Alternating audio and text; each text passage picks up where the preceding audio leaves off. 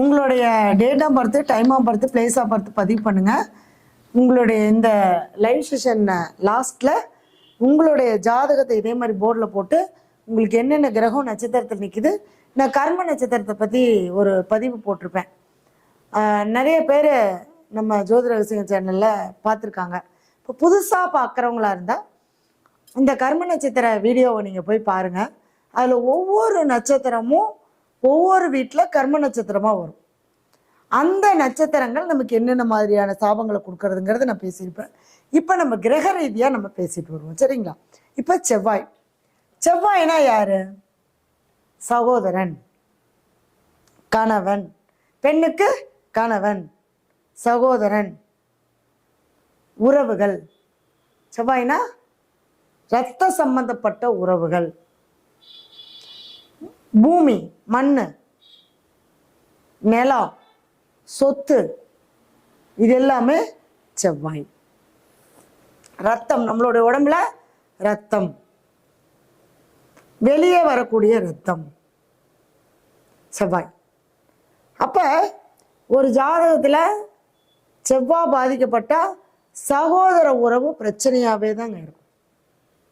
ஒரு பெண்ணுடைய ஜாதகத்துல செவ்வாய் பாதிக்கப்பட்டால் அந்த பெண் நல்லா பழகுவாங்க, லவ் பண்ணுவாங்க, ஜாலியாக இருப்பாங்க. 5 வருஷம் 6 வருஷம் அதே பையன்தான் வேணும், அதே பொண்ணு தான் வேணும்பாங்க. கல்யாணம்னு நிச்சயமானதுக்கப்புறம் இவங்களுக்குள்ள பிரச்சனை வர ஆரம்பிச்சிடும். ஏன்னா அந்த பொண்ணுடைய ஜாதகத்தில் செவ்வாய் பாதிக்கப்பட்டிருந்தால் இல்லை பிடிக்காம போயிடும். திடீர்னு ஒரு பயம் வந்துடும். ஏன்னா செவ்வாய் பாதிக்கப்பட்டிருந்தா ஒரு பெண்களுக்கு பயம் வந்துடும். அந்த கணவனோடு சேர்ந்து வாழக்கூடிய ஒரு அந்யோன்ய தன்மையை அந்த இடத்துல கொடுக்காது. சொல்லுவாங்க இல்லையா, செவ்வாய் தோஷம் பார்ப்பாங்க. எதுக்கு செவ்வாய் தோஷம் பார்க்குறாங்க? ரத்த வகை, அது பிளட் குரூப். அப்போ அந்த பிளட் குரூப் ஒன்றா போகுதா, ஒரே மாதிரி இருக்கா, இல்லை ஆப்போசிட்டாக இருக்கா, எதிர் விளைவுகளை கொடுக்கறதா, அதுதான் செவ்வாய் தோஷம் ஜாதகத்தில். அப்போ அந்த செவ்வாய் பாதிக்கப்படும் போது அந்த பெண்ணுக்கு அந்த மனசுக்குள்ள ஒரு பயம் இருந்துகிட்டே இருக்கும். அந்த ஆணோடு இவங்களால சேர முடியாது. கல்யாணம்னு வரும்போது ஒரு ஜர்க்காய் வேண்டாம் அப்படிங்கிற மாதிரி கொடுப்பாங்க. அதுலேயும் பார்த்தீங்கன்னா இந்த செவ்வாயுடைய நட்சத்திரமான, நான் உதாரண ஜாதகமே நான் உங்களுக்கு கொடுக்குறேன். மிருகசீரிஷம், சித்திரை, அவிட்டம். அந்த நேரத்தில் தசாபுத்தி நான் சொல்கிறது எல்லாமே இது பொதுவாக எப்பவுமே இருக்கக்கூடியது 50%. இப்போ அந்த பொண்ணுக்கு செவ்வாய் பிரச்சனைனா லவ்வே பண்ணியிருக்க மாட்டா. லவ் பண்ணி கணவனாக மாறும்போது, செவ்வாய் கணவன், அப்போ கணவனாக மாறும்போது என்னங்க, அந்த இடத்துல அந்த பொண்ணுக்கு ஒரு பயம் வரும். அப்போ செவ்வாய் தான் பார்த்தீங்கன்னா அந்த மங்களகரமான விஷயங்களை நடத்தி கொடுக்கறது செவ்வாய். ஒருத்தருக்கு சொத்தே அமைய மாட்டேங்குது, பூமியே அமைய மாட்டேங்குது. என்னால் எல்லாம் பணம் வச்சுருக்கேன், ஆனால் நிலம் வாங்க முடியல. நானும் போய் ஒவ்வொரு இடமா பார்க்குறேங்க, எந்த இடமும் அமைய மாட்டேங்குது. அவங்க ஜாதகத்தில் செவ்வாய் பாதிக்கப்பட்டிருக்கும். ஏங்க என் ஜாதகத்தில் செவ்வாய் உச்சமாக இருக்குதுங்கிறாங்க, ஆனால் என்னால் சொத்தே வாங்க முடியலைங்க. ஏன்? உச்சமாக இருந்து முடக்காக இருந்தால் அங்கே வேலை செய்யாது. உச்சமாக இருந்து கர்ம நட்சத்திரமாக இருந்தால் வேலை செய்யாது. செவ்வாய் முடக்கு எங்கே உச்சமாகுதுங்க? மகரத்தில் உச்சமாகுது. அவிட்ட நட்சத்திரத்தில் நின்னா ஒரு சொத்து வாங்க முடியாதுங்க. செவ்வாய் உச்சம்தான், செவ்வாயுடைய சாரத்திலே உச்சமாக இருக்கு. இங்கே கர்ம நட்சத்திரம் ஏறி இருக்கும். அந்த செவ்வாய் திசை செவ்வாய் புத்தியில தான் அவங்களுக்கு சொத்துல பிரச்சனையே வரும். அப்போ அந்த பூமியினால ஏற்படக்கூடிய அனைத்து விதமான சாபங்களும், ஒருத்தர் எப்படி சாபமாக வரும்னா, கணவனை ஏமாத்துறது, சகோதரனை ஏமாத்திட்டு எல்லா சொத்தையும் இவங்களே வச்சுக்கிறது. அது ஆணாக இருந்தாலும் சரி, பெண்ணாக இருந்தாலும் சரி. ஒருத்தனை நிலத்தை அடித்து பிடுங்கிறது. ஒரு நிலம் அடமானம் வைக்கிறாங்கன்னு வச்சுக்கோங்களேன், அவங்க ஒரு கஷ்டத்தை கொண்டு வந்து வைக்கிறாங்க, அதை அப்படியே ஆக்கிரமிப்பு பண்ணிக்கிறது. நிறைய கேள்விப்படுறோம் இல்லையா? அவங்களுடைய கஷ்டத்தை நம்ம என்ன பண்ணிடுறோங்க, அவங்கள நமக்கு சாதகமாக அவங்களுடைய கஷ்டத்தை நம்ம பயன்படுத்திக்கிறோம். அப்படியெல்லாம் பண்ணும்போதுனா அது செவ்வாயுடைய சாபமாக மாறிடும். பூமி சாபமாக மாறும். சகோதர உறவு சாபமாக மாறும். மண் மனை பூமியினால் ஏற்படக்கூடிய சாபங்கள். ஒரு பூமி வாங்கிடுவாங்க, அந்த பூமியில செவ்வாய் நட்சத்திரத்துல மட்டும் மாந்தி நின்னா நீங்க எந்த பூமி வாங்கினீங்களோ அந்த பூமி ஒரு இறப்பை சந்திச்ச பூமியா தான் இருக்கும். நீங்க பார்த்தீங்கன்னா கண்டிப்பா தெரியும். ஒன்றும் சுடுகாடு பக்கத்துல இருக்கும், இல்லைன்னா அந்த இடத்துல ஏதாவது ஒரு பாடி எரிஞ்சிருக்கும், தெரியாது. அதை வாங்கிடுவோம். வாங்கிட்டு விற்கவும் முடியாது, வீடு கட்டவும் முடியாது, வச்சிருக்கவும் முடியாது. சொல்லுவாங்க, ஐயோ அப்பா நான் ஒரு இடத்த வாங்கினேன், ஆனால் வச்சிருக்கவும் முடியல, விற்கவும் முடியல, நான் அனுபவிக்க முடியல. அடடட, அந்த இடத்தினால நான் எத்தனையோ கஷ்டப்பட்டுட்டேன். கேள்விப்படுறோமா இல்லைங்களா? அப்போ அந்த செவ்வாயுடைய நட்சத்திரத்தில் மாந்தி நின்றால் நிலம் சார்ந்த பிரச்சனைகளும் சகோதர வழி பிரச்சனைகளும், பங்காளிங்க அடிச்சுக்கிறது, கையை காலை வெட்டிக்கிறது, ரத்தம் அந்த இதை பண்ணுறது, இந்த மாதிரியான விஷயங்கள்லாம் என்ன பண்ணுன்னா அந்த செவ்வாய் நிற்கக்கூடிய நட்சத்திரம், கர்மா, செவ்வாயினால் ஏற்படக்கூடிய சாபங்கள், இது எல்லாமே நமக்கு கர்மாவாக வரும்போது நம்ம அதை என்ன பண்ண முடியாதுங்க, அனுபவிக்க முடியாது. என் தம்பிக்கு நான் என்ன வேணாலும் கொடுக்கலான்னு நினைக்கிறேன், ஆனால் அவன் எல்லாமே வாங்கிட்டு என்னைய ஒரு அண்ணனா ஒரு ஒரு சின்ன ஒரு மனுஷனாக கூட மதிக்கிறது இல்லை. ஏன்னா முற்பிரிவில் நம்ம என்ன பண்ணிட்டோம், அவனை ஏமாற்றிட்டோம், சொத்தை வச்சுக்கிட்டோம். இந்த பிரிவில் நீங்களே கொடுக்குறீங்க, ஆனால் என்ன பண்ண மாட்டேங்கிறாருங்க, உங்களை ஒரு லட்சியம் பண்ண மாட்டேங்கிறாரு. அப்போ அடுத்தவர்களுடைய சொத்தையோ பொருளையோ நம்ம என்ன பண்ணக்கூடாதுங்க, ஏமாற்றக்கூடாது.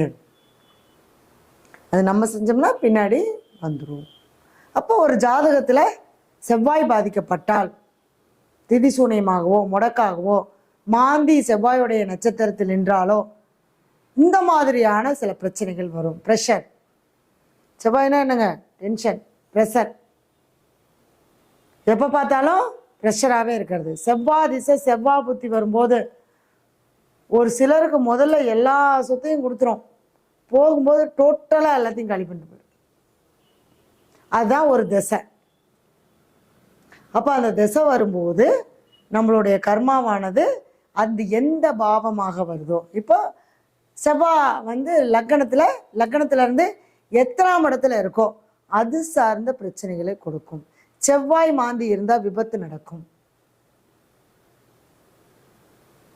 செவ்வாயோட மாந்தி, செவ்வாயோடைய நட்சத்திரம் அப்பப்போ கீழே விழுந்து அடிபட்டுக்கிட்டே இருப்பாங்க, ரத்தம் வெளியே வந்துக்கிட்டே இருக்கும். செவ்வாய் பாதிக்கப்பட்ட கத்தியில் அறுத்துக்கிட்டே இருப்பாங்க, காயம் ஆகிட்டே இருக்கும், கையில் உடம்புல ஏதோ ஒரு விதத்தில் காயம் ஆகிக்கிட்டே இருக்கும். இதெல்லாமே செவ்வாய் பாதிக்கப்பட்ட வரும். அப்போ நம்ம என்ன பண்ணலாம்? செவ்வாய்னா முருகப்பெருமான். இப்போ முருகப்பெருமானுடைய ஆலயங்களில் என்ன செய்யணுங்க, உழவார பணி செய்யணும். அடுத்தது சகோதர உறவுகளில் எப்பவுமே என்னதான் அடிச்சுக்கிட்டாலும் விட்டு கொடுக்காம அந்த உறவுகளுக்கு நம்ம செய்ய வேண்டிய கடமையை செய்ய வேண்டும். கடமையை செய், பலனை எதிர்பார்க்காது. கணவன், எனக்கு இந்த பிறவியில் இவர் தான் கணவன்னா நான் முற்பிறவியில் அவரை கஷ்டப்படுத்தியிருக்கேன், அதனால இந்த பிறவியில் அவர், அதாவது ஒவ்வொருத்தருடைய வாழ்க்கை துணையும் நாம் செய்த கர்மாவின் அடிப்படையிலே அமையும். அம்மா அப்பாவாக இருந்தாலும் சரி, நாம் பெற்ற குழந்தைங்களா இருந்தாலும் சரி, கணவனாக இருந்தாலும் சரி, மனைவியாக இருந்தாலும் சரி, நாம் சந்திக்கக்கூடிய ஒவ்வொரு நபர்களாக இருந்தாலும் சரி, ஒன்று அவங்க நம்மளுக்கு துரோகம் பண்ணியிருப்பாங்க, இல்லை நம்ம அவங்களுக்கு துரோகம் பண்ணியிருப்போம். நாம் பண்ணியிருந்தா நாம் அவங்க கிட்ட இன்னைக்கு அடங்கி தான் போயோம். நாம் நல்லது பண்ணியிருந்தா அவங்க நம்மக்கிட்ட அடங்கி போய்த்தாங்க. அப்போ இந்த மாதிரி அதனால தாங்க ஒரு எல்லாமே நீங்கள் நல்லா யோசிச்சு பார்த்தீங்கன்னா ஒரு செயின் மாதிரியே இருக்கும். கண்ணுக்கு தெரியாத அந்த செயின், அந்த வளையம்னு சொல்லுவோம், அது தொடர்ந்துக்கிட்டே இருக்கும், ஒவ்வொரு உறவுக்குள்ளேயும் தொடரும். சித்தப்பா பையன், பெரியப்பா பையன், அம்மா அப்பா, சித்தி சித்தப்பா, அப்பா வழி உறவுகள், அம்மா வழி உறவுகள், சித்தியோட பையன், அக்காவோட பையன், சித்தியோட பொண்ணோட பையன், பெரியம்மாவோட பொண்ணோட பையன், அப்படி பார்க்கும்போது கூட அந்த உறவானது ஒரு சங்கிலி வலையாக தொடர்ந்துக்கிட்டே இருக்கும் அந்த கர்மாவானது. அப்போ நம்ம ஏன் அவங்களுக்கெல்லாம் நம்ம செய்கிறோம்?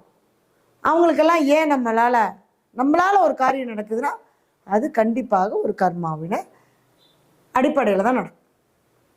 அப்போ நிலம் சார்ந்த பிரச்சனைகள் இருந்தால் கண்டிப்பாக செவ்வாயுடைய தோஷம் இருக்கும், சாபம் இருக்கும். அப்போ நம்ம அதை எப்படி சரி பண்ணுறது? மாந்தி செவ்வாயிலேருந்து நான் அதுக்கு அவங்கவுங்களுடைய ஜாதகத்துக்கு உண்டான சில தீர்வுகளை நான் கொடுப்பேன். இப்போ ஒருத்தருக்கு வந்து சொத்து இடத்த வாங்கி போட்டாங்க, ஆனால் அந்த இடத்த விற்கவே முடியல, என்ன பண்ணலாம்? அதுக்கும் அவங்களுடைய ஜாதகத்தில் எந்த தசாபுத்தி நடக்குது, அந்த கிரகம் என்ன நட்சத்திரத்தை நிற்குது, என்ன லிங்க் ஆயிருக்கு, என்ன கர்மா இருக்குது, அந்த கர்மாவை எப்படி சரி பண்ணால் அது எப்படி விற்கும், இதெல்லாமே அவங்கவுங்க ஜாதகத்தை பார்த்து நம்ம எடுத்துடலாம். சரி, இப்போ செவ்வானா முருகப்பெருமான்னு சொல்லிட்டு முருகனுடைய வழிபாடு, பூமிநாத சுவாமி ஆலயங்களுக்கு போயிட்டு வருது. இந்த மண் மனை பூமினால பிரச்சனைகள் இருந்தால் சொல்லுவார், செவ்வாய் 6ல் இருக்குதுங்க, விவசாயம் பண்ண சொன்னாங்க, ஆனால் பண்ணனு பூரா இல்லை லாஸ்.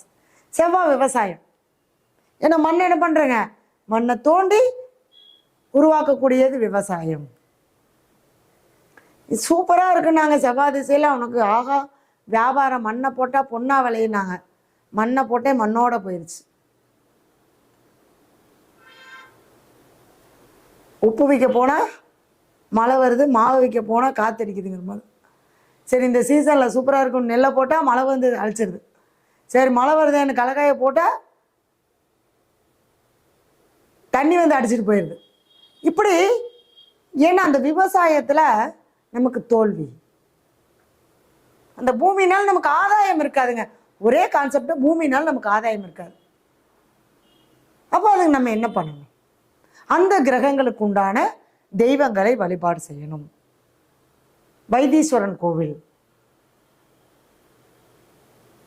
அங்கே போய் பண்ணலாம். அடுத்தது செவ்வாய்னா உடல் ஆரோக்கியம் பாதிக்கப்படும். ஏன்னா ரத்த ஓட்டம் சரியாக இருந்தால் தானே உடம்பு சரியாக இருக்கும். ரத்தம் ஓடலை, அங்கங்கே பிளாக் ஆகிடுச்சுன்னா, கட்டி ஆயிடுச்சுன்னா, இதுக்கும் நடுவில் சென்டர் ஆகிடுச்சுன்னா இந்த இடத்துல வலி வந்துடும். அதுவே ரொம்ப நாளைக்கு இருந்தால் அந்த இடத்துல அழுகி போயிடும், கண்ணி போயிடும், ரத்த ஓட்டம் இல்லைன்னா. பார்க்குறோம் இல்லைங்க? அப்போ தன்வந்திரி வைத்தீஸ்வரன் கோயில் இருக்கக்கூடிய அதே மாதிரிங்க செவ்வாய்க்கு வைத்தீஸ்வரன் கோவில், ஏன்னா வியாதிகளை தீர்க்கக்கூடியவர். அப்போ பூமிநாத சுவாமி, சகோதர உறவுகளுக்கு எல்லாம் நீங்கள் செய்கிறீங்க. ஆனால் இங்கே வந்தோன்னே சகோதரனை ஏமாத்திடக்கூடாது, அவருக்கும் நம்ம செய்ய வேண்டியதை செய்யணும். கணவனுக்கு அவர் எப்படி இருந்தாலும் சரி, இந்த பிறவியில் அவர் தான் எனக்கு. அப்போ நான் என்னுடைய கர்மாவை அதை நான் செஞ்சு தீர்த்துக்கிறேன். செய்யும் போது செய்ய செய்ய செய்ய செய்ய நம்மளுடைய கர்மாக்கள் குறைய ஆரம்பிக்கும். அப்படி குறையும் போது என்னென்னா நமக்கு நிம்மதி கிடைக்க ஆரம்பிப்போம். அவர் அப்படி தான், சப்போ இவ இப்படி தான் அப்படிங்கிற அந்த பக்குவ நிலைக்கு நம்ம வந்துடுவோம். அப்போ என்னங்க, கஷ்டம் பெரிய ஒரு வலியாகவும் வருத்தமாகவும் தெரியாது. அப்போ தான் அந்த இடத்துல நம்மளுக்கு சாப நிவர்த்தி ஆயிடுச்சு அப்படின்னு நம்ம நினச்சோம். சரிங்களா? இந்த மண்ணுனால ஏற்படுது இந்த மாந்தி வந்து அந்த செவ்வாயோட நட்சத்திரத்தில் இருந்தால் அந்த பூமியில் தோஷம் இருக்கும், சாபம் இருக்குன்னு சொன்னேன். அதுக்கு அந்த பூமியில் தான் அதை நம்ம சரி பண்ண முடியும். வாஸ்து சரியில்லாமல் போயிடும். எல்லாம் பார்த்து பார்த்து பெரிய வாஸ்து நிபுணர் பார்த்துட்டு வந்து கூட்டிகிட்டு வந்து கட்டுவாங்க. அவங்களையும் அறியாமல் சிறு தவறுகளை செய்ய வைக்கும் அந்த இடத்துல. அப்போ என்ன ஆகுன்னா, ஒரு சின்ன தப்பு தான் அந்த வீட்டில் நிம்மதி இல்லாமல் போயிடும், அந்த இடத்துல ஒரு அனுபவிக்க முடியாமல் போயிடும். அப்போ இந்த மாதிரியான கர்மாக்களை எல்லாம் சொல்லக்கூடியதான் செவ்வாய். அப்போ செவ்வாயுடைய சகோதர உறவுகளை நம்ம எப்பவுமே நல்லபடியாக பாதுகாத்துக்கணும். கணவன் உறவுகளையும் நம்ம பாதுகாத்துக்கணும். அவங்களுக்கு நம்ம செய்ய வேண்டிய கடமைகளை செய்யணும். கோவில்களில் வைத்தீஸ்வரன் கோயிலுக்கு போயிட்டு வரணும்.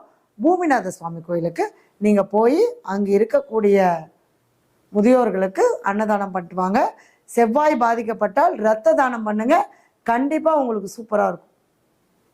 எப்படின்னா வெளியேறக்கூடியது ரத்தம் செவ்வாய், நம்மளா கொடுத்துட்டோன்னு வச்சுக்கோங்களேன், அது உள்ள புது ரத்தம் உற்பத்தி ஆகிக்கும். அப்போ என்ன ஆகுனா அந்த தோஷங்கள் குறைய ஆரம்பிக்கும். அப்போ முடிஞ்ச வரைக்கும் உங்களுடைய உடல் ஆரோக்கியம் வச்சுக்கிட்டு நீங்கள் பிளட் டொனேட் பண்ணிங்கன்னா செவ்வாயினால் ஏற்படக்கூடிய இந்த சாபங்கள் நமக்கு நிவர்த்தி ஆகும். சரிங்களா? அடுத்தது புதன்.